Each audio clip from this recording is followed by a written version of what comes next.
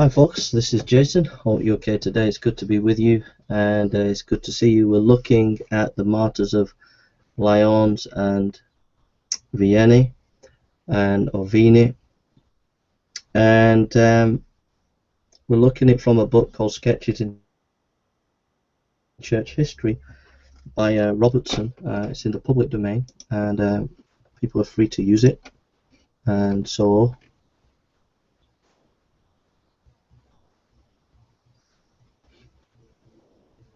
that's what we're going to look at now, and I hope that you're going to be blessed by this.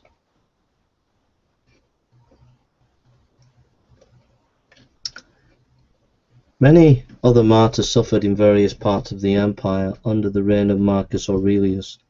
Among the most famous of these are the martyrs of Lyons and Vienne in the south of France, or Gaul as it was then called, where a company of missionaries from Asia Minor had settled with a bishop named Pothinus at their head.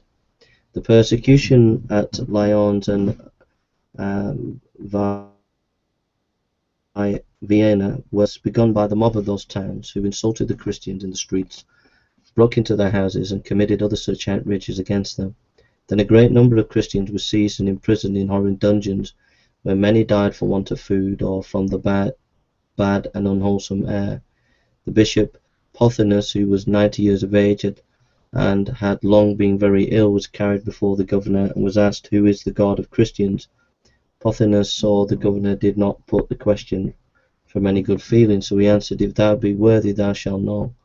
The bishop, old and feeble as he was then dragged about by soldiers, and such of the mob as could reach him gave him blows and kicks, while others who were further off threw anything which came to hand at him.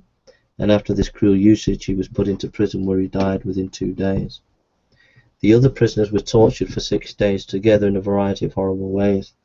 Their limbs were stretched on the rack, they were cruelly scourged, some had hot plates of iron up to them, and some were made to sit in a red-hot iron chair. The firmness with which they bore these dreadful trials gave courage to those of their brethren who at first agreed to sacrifice, so that these now again declared themselves Christians, and joined the others in suffering. As all the tortures were of no effect, the prisoners were at length put to death. Some were thrown to wild beasts, but those who were citizens of Rome were beheaded, for it was not lawful to give a Roman citizen up to wild beasts, such as we know from St. Paul's case at Philippi, that was not lawful to scourge a citizen.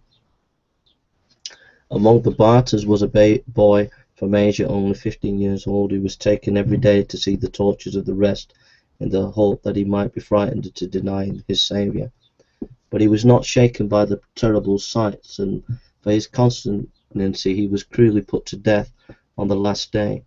The greatest, cruelest of all, however, were borne by a young woman named Blandina. She was slave to a Christian lady, and although the Christian regarded their slave with kindness, very unlike the usual feelings of heathen masters towards them, this lady seemed to have thought that a slave was not likely to endure torture so courageously as a free person, and she was the more afraid because Blandina was not strong in body. But the poor slave's faith was not to be overcome. Day after day she bravely bore every cruelty that the persecutors could think of, and all that they could wring out from her was, "I am a Christian, and nothing wrong is done among us." The heathen were not content with putting the martyrs to death with torture to allow them to die in prison. They cast their dead bodies to the dogs and caused them to be watched day and night, lest the other Christians should give them burial. And after this they burnt the bones and threw the ashes of them into the river Rhone, by way of mocking at the notion of a resurrection. For example, Paul had found at Athens, Acts 17:32, and elsewhere, there was no part of the gospel which the heathen in general thought so hard to believe as the doctrine that which is sown in corruption shall therefore be raised in incorruption, but that which is sown in a natural body will one day be raised as a spiritual body. I'm nearly in tears. That's just an amazing story. Just remember, if you're a Christian, to stand fast. Think about the martyrs, that what they've gone through. It's nothing compared to what you're going through. So stand fast for the gospel. Preach the gospel. Get out. Evangelize. Tell people about Jesus.